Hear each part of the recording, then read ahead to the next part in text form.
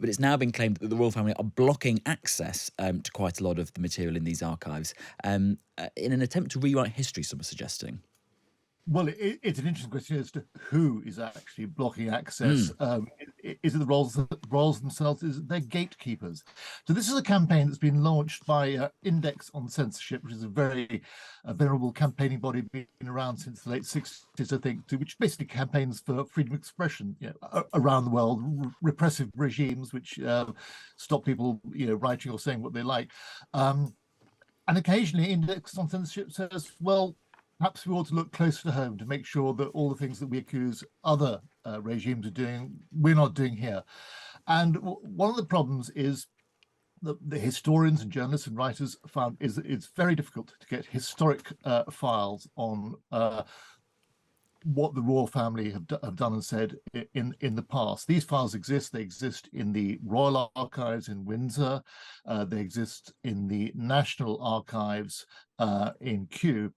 And writers find that if you try and get stuff out relating to the past, say, Edward VIII and their abdication, the files simply aren't available a lot of the time.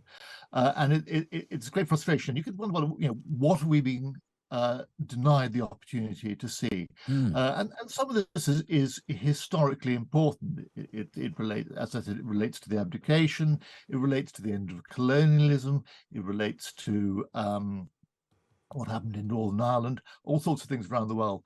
And you talked about all these royal books, but of course, there are actually fewer royal books than there might be, because at least one was cancelled, was dropped by the author. He gave up because he just couldn't get the files he wanted. He wanted to write a book about Prince George, who was the Duke of Kent, who was the brother of Edward VIII and George VI.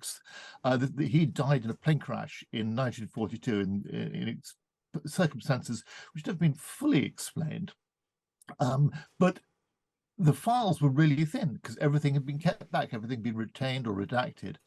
And it's a source of great frustration. So Index on Censorship is launching a campaign to try and get a rethink on this. And it's incredible that it's not only, as you say, items which are held in the Royal Archives. I think a lot of that is in Windsor, isn't it? That access has been quite strictly controlled on, but also things that are in Kew in the National Archives, which you'd think are just totally out of the palace's hands. Is there any kind of legal underpinning for that, or is it just happens and no one knows why? Yeah.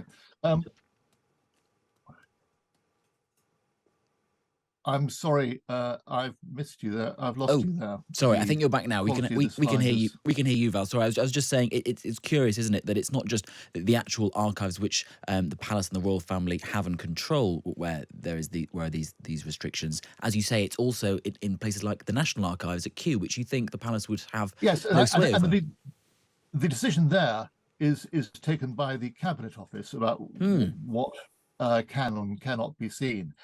And as Joanna Steinfeld, the editor-in-chief of Index on Censorship, told me, it's a culture of secrecy. People bend over backwards to protect and to curry favour with the royal family by keeping files out. Basically, they err on the side of caution. So it may not be the royals themselves who say, don't let this file be seen. It's the Cabinet Office being very zealous in its interpretation of what can be seen.